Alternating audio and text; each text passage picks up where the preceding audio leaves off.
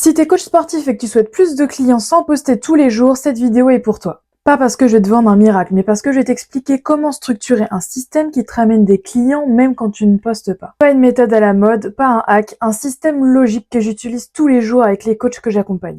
Le problème que je vois dans 90% des coachs, ce n'est pas le manque de compétences, c'est l'absence de système. Ils se présentent comme coach sportif. Ils postent sur Instagram quand ils ont le temps, ils parlent un peu de tout et ils espèrent avec tout ça que ça va marcher. Et le jour où ils arrêtent de poster, plus rien ne se passe. Donc ce n'est pas un système, c'est de l'énergie. Comme tu l'auras compris, la solution ce n'est pas de poster tous les jours, mais c'est d'avoir un vrai système qui travaille à ta place. Et avant d'aller plus loin, je me présente vite fait, je m'appelle Fanny et ça fait 2 ans que je travaille avec des salles de sport et des coachs sportifs à générer des listes qualifiées. Ce qui te manque, dans la plupart des cas, ce n'est pas plus de contenu. C'est un positionnement clair, un message simple et un système d'acquisition. Tant que ça, ce n'est pas bien mis en place, la pub ne pourra pas fonctionner. Et c'est là que beaucoup de coachs bloquent. Quand on parle de pub, j'entends toujours « c'est cher, c'est compliqué, c'est pour les grosses boîtes ». Mais en réalité, la pub, ce n'est pas vendre, c'est pas forcer, ce n'est pas manipuler. La pub, c'est juste montrer ton message aux bonnes personnes et au bon moment. Mais alors, comment fonctionne la pub réellement? Pour être très clair, la pub ne vend pas. Elle crée l'intention, la landing page clarifie et le rendez-vous transforme. Donc un message, une page et un rendez-vous. Si tu essaies de vendre directement avec une pub, tu vas attirer soit personne ou soit les mauvais profils. Avant même de parler de statistiques ou de vidéos, il faut avant tout une chose. Tu dois savoir à qui tu parles, pour quel problème précis, à quel moment de sa vie. Sans ça, aucune créa ne marchera. Une bonne pub repose sur 3 éléments. L'angle, le message et l'appel à l'action. En ce qui concerne l'angle, tu vas devoir en tester plusieurs et trouver celui qui parle vraiment à la bonne personne. Par exemple, si tu es coach sportif spécialisé dans les postpartum, tu vas devoir t'adresser aux mamans qui font la reprise du sport après cet accouchement et qui sont donc concernées par la fatigue, le manque de temps, la culpabilité, le corps qui a changé et la peur de ne jamais s'y mettre. Forcément, un des messages va plus parler à ton audience et toutes les mères ne vont pas être sensibles de la même façon. En ce qui concerne le message, ta pub en elle-même n'a pas besoin d'être belle. Ce qu'il faut, c'est qu'elle soit claire, c'est le plus important. Au niveau de l'appel à l'action, on ne demande jamais à quelqu'un d'acheter dans une pub, mais plutôt regarder cette vidéo, faire le point, réserver un premier échange. Également, je vois encore trop de confusion dans la publicité en elle-même. Beaucoup de personnes pensent que faire de la pub, c'est juste booster une publication. Quand tu boostes une publication, tu n'as aucun contrôle. Tu dépenses ton argent sur de la visibilité, mais tu n'as aucune donnée que tu peux traiter par la suite. Pour la vraie publicité en elle-même, on a une vraie stratégie derrière qui passe par le méta-business. Tu peux analyser ce qui fonctionne ou pas, collecter des données et ajuster ta stratégie en fonction. Aujourd'hui, Meta fonctionne avec Andromeda. Ça veut dire quoi concrètement? Que Meta teste ce que tu lui donnes et amplifie ce qui marche. Ton job, ce n'est pas de deviner la bonne pub, c'est de donner plusieurs bons messages aux bonnes personnes qui vont être susceptibles d'être concernées par ton service. Et la plus grosse erreur que je vois tout le temps chez les coachs et chez d'autres personnes d'ailleurs, c'est de lancer une seule pub et attendre 24 heures, voir qu'il n'y a pas de résultat et couper. La pub demande du temps, des tests et de l'analyse. Faire ça, ça n'a aucun sens. Avant même de parler de statique ou de vidéo, tu dois guider ton prospect sur une seule chose. Ça va être à quelle personne je parle, pour quel problème précis et à quel moment de sa vie. Et là, je vais être très honnête, souvent quand on débute, les créas statiques marchent beaucoup mieux que les vidéos. Pourquoi? Parce qu'une image et un texte t'obligent à être clair. Une vidéo, c'est beaucoup plus exigeant. Il faut que ton message soit clair, que la structure soit bonne, le rythme bon, le ton juste et que tu sois à l'aise à la caméra et c'est pas donné à tout le monde. Il y a beaucoup de points de vigilance. Il faut faire attention à beaucoup de choses. La vidéo, faut pas qu'elle soit trop longue. Le hook, faut qu'il soit très bon. Le discours, faut pas qu'il soit flou, faut pas être mal à l'aise devant la caméra, faut pas abuser des montages inutiles, le message peut être noyé et peut être compliqué à analyser. Parce que quand tu fais une vidéo, tu vas te demander est-ce que c'est le bon hook, est-ce que c'est la bonne durée, est-ce que c'est le bon montage, est-ce que c'est la bonne personne. Il y a des tas de choses à analyser qui peuvent être compliquées quand tu démarres. Alors qu'une image statique, elle force la clarté. Comme je t'ai dit, une phrase, une image, t'es obligé d'être clair.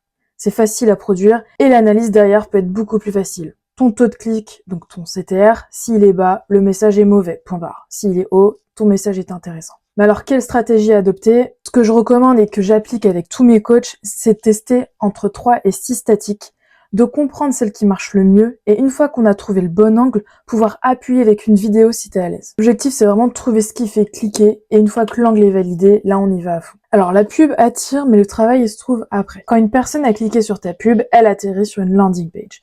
Il faut bien retenir que cette personne ne te connaît pas, elle ne veut pas lire et elle ne veut prendre que 30 secondes max de son temps pour comprendre ce que tu fais. Elle va se demander, est-ce que ça me concerne? Est-ce que c'est sérieux? Et est-ce que je peux passer à l'étape suivante? Donc une landing page n'est pas là pour convaincre, elle a seulement 3 objectifs. Qualifier le prospect, le rassurer et l'orienter vers l'action suivante. Elle ne sert surtout pas à raconter ton histoire, prouver que tu es un expert, répondre à toutes les objections et vendre le coaching. Il faut surtout pas faire des landing pages à rallonge, ça va perdre ton client et tu perds l'information principale. Une bonne landing page, elle doit contenir plusieurs éléments. Un message central et clair, une vidéo de toi en VSL, un agenda, quelques points clés sur ton accompagnement, un appel à l'action unique et assumé et une micro-assurance. On va éviter tout ce qui va être les blocs à propos, les success stories à la rallonge, les questions-réponses et les explications techniques. Ton prospect s'en fout. Et voilà, il faut rien de plus. Il faut vraiment que tu gardes une structure très simple. Tout ce qui va être FAQ, les blocs à propos, etc., les explications techniques, ça va vraiment être à destination de la vente, pas de la génération de leads comme tu le souhaites le faire. Pour être clair, la pub crée l'intention, la landing page clarifie et le rendez-vous transforme. Je t'ai mis un exemple concret de ce que peut ressembler à une landing page. Bien sûr, elle n'est pas mise en forme, mais au moins ça te permettra d'avoir un aperçu. Prenons l'exemple d'un coach qui est spécialisé en perte de poids pour les femmes après l'accouchement. Donc ici, on a le titre, un mini sous-titre, une petite phrase qui dit de regarder la vidéo. Donc là, on mettra la vidéo de ce coach et l'agenda. Voilà, comme tu peux voir, c'est une structure très simple.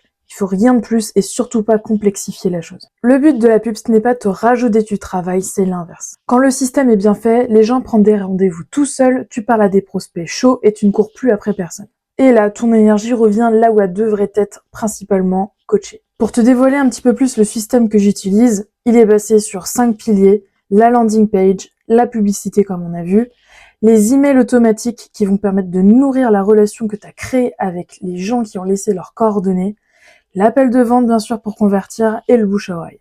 Tout ce système, ça va te permettre d'attirer les bons prospects en continu sans que tu aies besoin d'être esclave d'Instagram. Bon, maintenant j'ai une question rapide pour toi. Est-ce que tu préfères courir après tes clients ou que ce soit les clients qui viennent à toi? Je pense qu'avec tout ce qu'on a vu, tu devrais être en mesure de me répondre que la pub, ce serait peut-être intéressant pour ton cas. Et si tu doutes encore de l'efficacité de la pub, je vais te montrer avec l'exemple d'un coach que j'ai accompagné les résultats qu'il a eu. Ce coach avait une offre high ticket à 1500 € par signature de client. Les résultats qu'on a pu avoir sur 3 mois, ça a été 96 leads qualifiés pour 400 € de pub dépensés par mois. Ça a mené à 50 rendez-vous planifiés et sur ces 50 rendez-vous, il y en a eu 15 de signés. Donc si tu fais le calcul, tes 15 clients fois 1500 €, on est à 22 500. Les dépenses qui ont été de 1200 € sur 3 mois, au final, il a un chiffre d'affaires de 21 300. Pour ton cas, imaginons que tu as un mauvais closer. Tu fais 90 prospects sur 3 mois, que tu aies 45 rendez-vous planifiés et que tu aies 20% de taux de closing, ce qui revient à 9 clients de signés. Ça te fait un total de 13 500 €. En enlevant le budget de pub de 400 € par mois, en comptant un budget correct, on en vient à 12 300 € de chiffre d'affaires. Alors pourquoi tu passes à côté d'une telle opportunité? Tu n'as rien à perdre. Je fais ce métier parce que je vois trop de coachs talentueux abandonnés. Pas parce qu'ils sont mauvais, mais parce qu'ils sont épuisés. Et ils sont tombés dans un système qui ne leur convient plus, c'est-à-dire publier tous les jours sur Instagram et se fatiguer et de moins en moins consacrer leur temps à coacher. Si tu veux arrêter de dépendre d'Instagram et signer 2 à 5 nouveaux clients par mois sans courir après, j'offre une session gratuite où j'analyse ton business en profondeur. Le lien est juste en dessous de la vidéo pour prendre rendez-vous.